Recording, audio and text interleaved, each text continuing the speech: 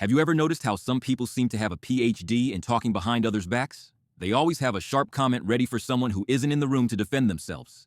At first, it might seem like they are just being honest, or maybe even observant of the world around them. But if you look closer, you will see a much darker and more pathetic reality hidden beneath that confident surface. The truth is that people who enjoy putting others down are often the ones struggling the most with their own self-worth. It is a psychological shield used to protect a very fragile and deeply bruised ego. Think about it for a second because it reveals a lot about the human mind. Why would someone who is truly happy and successful spend their precious time focusing on the flaws of others? They wouldn't, because truly confident people are too busy building their own lives to worry about tearing down someone else's. This behavior is rooted in what psychologists call downward social comparison. When a person feels inferior or inadequate, they have two choices to make themselves feel better. They can either work hard to improve their own situation, or they can try to pull everyone else down to their level. For many, it is much easier to destroy someone else's reputation than it is to build their own character. By highlighting your mistakes or mocking your choices, they create a temporary illusion of superiority. It is like they are standing on a pile of people they've insulted just to feel a few inches taller. This creates a quick dopamine hit for a starving ego that doesn't know how to feed itself with real achievement. But this high is incredibly short-lived and never actually solves the underlying problem of their insecurity.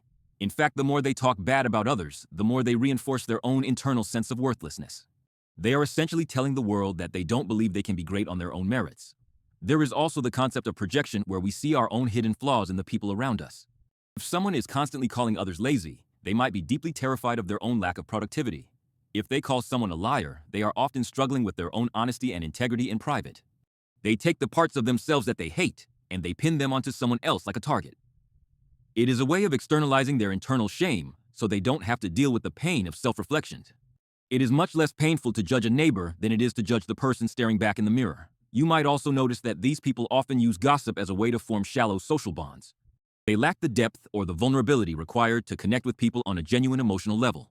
So they use the common enemy strategy to bring people together through shared negativity. They think that by sharing a secret or a criticism, they are building a bridge of trust with you. But in reality, they are just showing you exactly how they will talk about you when you leave the room. This kind of toxic bonding is a hallmark of a person who is terrified of being alone with their own thoughts. They need the noise of judgment to drown out the silence of their own inadequacy.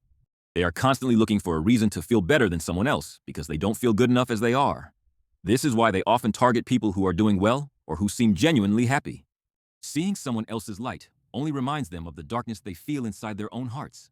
Instead of being inspired by your success, they feel threatened by it because it highlights what they lack. They want to find the crack in your armor so they can feel like your success is just a lucky fluke. They will say you were just in the right place at the right time, or that you had help you didn't deserve. This cynicism is a defense mechanism against the reality of their own stagnation.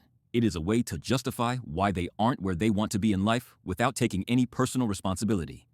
This cycle of bad-mouthing creates a very lonely and isolated existence over time. People eventually realize that a person who speaks poorly of everyone cannot be trusted with anything. Their social circle might be full of people who gossip, but it is never full of people who truly care. They live in a world of mirrors and shadows where everyone is a potential threat to their ego. They are constantly on guard because they assume everyone else is as judgmental as they are. This hypervigilance is exhausting, and it prevents them from ever finding true peace or contentment. If you find yourself around someone like this, it is important to remember that their words are not about you. Their criticism is a confession of their own internal struggle and their own lack of peace. You should feel pity for them rather than anger because they are trapped in a prison of their own making.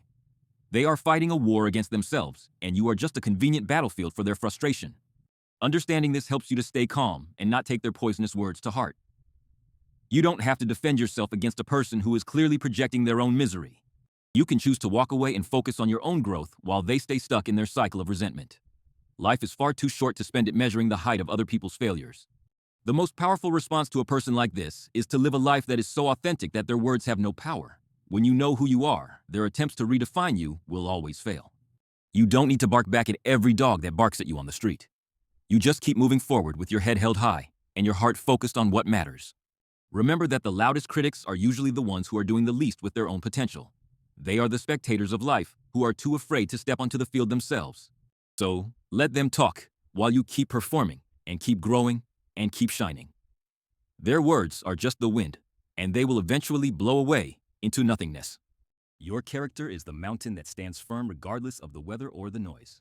So the next time you hear someone talking behind your back, just remember, it's because they are already behind you. They are looking at your shadow because they can't handle the brightness of your actual presence. Keep your focus on the path ahead, and don't let their insecurity become your burden to carry. You deserve to live in a space that is defined by respect and kindness and genuine connection. And by choosing not to engage in their game, you are already winning the battle for your own peace of mind. Let their negativity stay with them where it belongs, while you move toward a better and brighter version of yourself.